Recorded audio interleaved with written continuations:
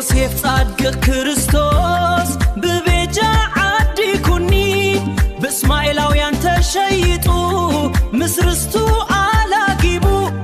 اتيز تشت قلبي مجدي سلام كوينو نحقوس فقري بحدا وهاهيدو مركبا تشكر كيرو هيوت سب أبريهو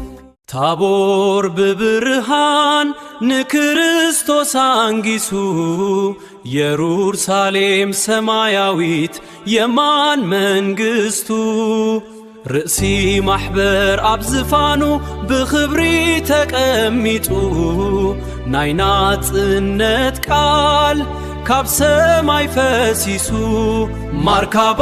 ንኡ ስምዕዎ ቃል አምላኽ ይሽሙ ታቦር በብርሃን ንክርስቶስ አንጊሱ ኢየሩሳሌም ሰማያዊት የማን መንግስቱ ርእሲ ማሕበር አብዝፋኑ በኽብሪ ተቀሚጡ ናይና ጽነት ቃል ካብ ሰማይ ፈሲሱ ማርካባ ንኡ ስምዕዎ ቃል አምላኽ ይሽሙ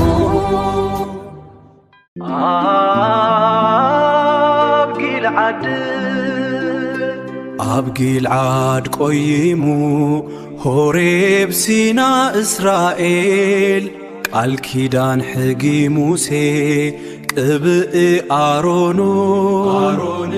ባርነት አጋር አብቂዑ ኢልሮኢ ማርካባ ተንፊሱ ኣብ ጊልዓድ ቆይሙ ሆሬብ ሲና እስራኤል ቃል ኪዳን ሕጊ ሙሴ ቅብእ አሮን ላባን ዓረባዊ ምስክርነት ንዘይደሓኑ እስማኤልን ኤሳውንን ዘይቶም ከብርሁ ባርነት አጋር አብቂዑ ኢልሮኢ ማርካባ አተንፊሱ ካብ ሄርሞን ውርርጪ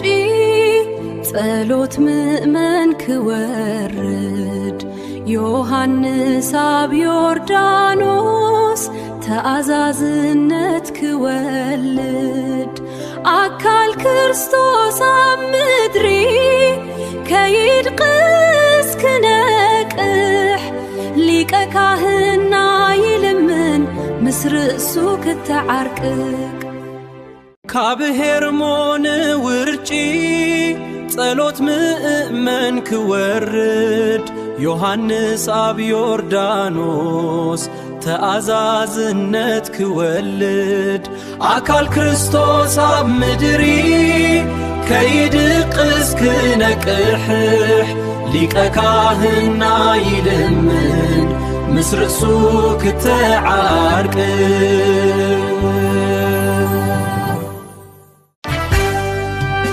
ዮሴፍ ፍጻድቅ በፍቅሪ ተዓዲጉ ባሕዋቱ ተኸዲሑ ናብ ባርነት ወሪዱ እቲ ዝተስበረ ልቢ ናይ ምሕረት መርአያ ኮይኑ ንኹሉ ዓለም ዘንብህ ብርሃን ፈጢሩ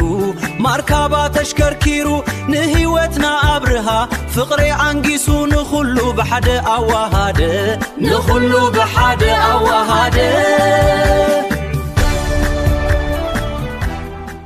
ክራር ኣብ ሰማይ ይደውልል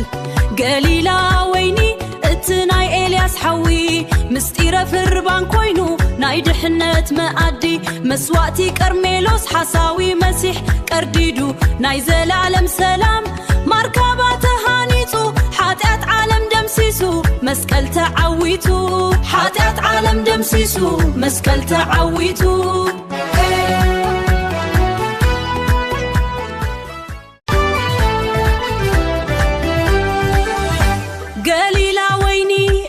ናይ ኤልያስ ሓዊ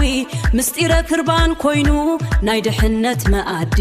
መስዋእቲ ቀርሜሎስ ሓሳዊ መሲሕ ቀርዲዱ ናይ ዘለዓለም ሰላም ማርካባ ተሃኒጹ ሓጢአት ዓለም ደምሲሱ መስቀል ተዓዊቱ